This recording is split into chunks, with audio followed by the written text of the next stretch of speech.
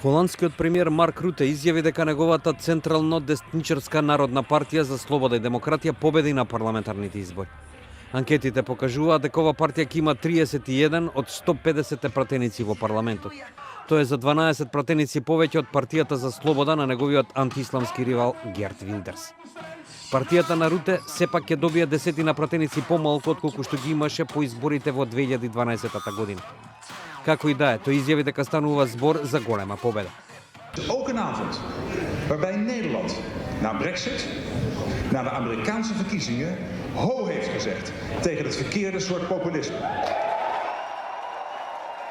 Тој исто така додаде дека ќе продолжи политиката со цел земјата да биде стабилна, безбедна и просперитетна.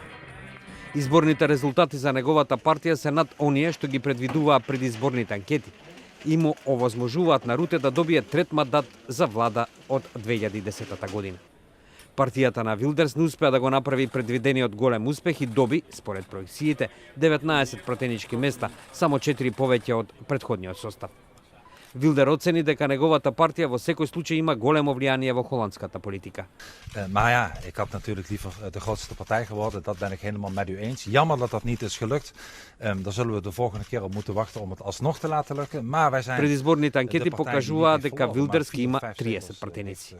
Главниот коалицијски партнер на Руте, работничката партија на председателот на Еврогрупата, Јерен Диселблем, забележа голем пат.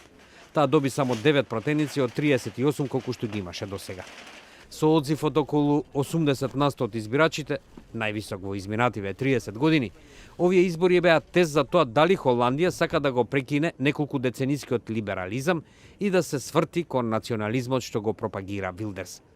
Резултатите од холандските избори представуваат своевидно олеснување за проевропските партии, особено во Германија и Франција, каде што крајната десница се надева на големи успеси на изборите во текот на годинава.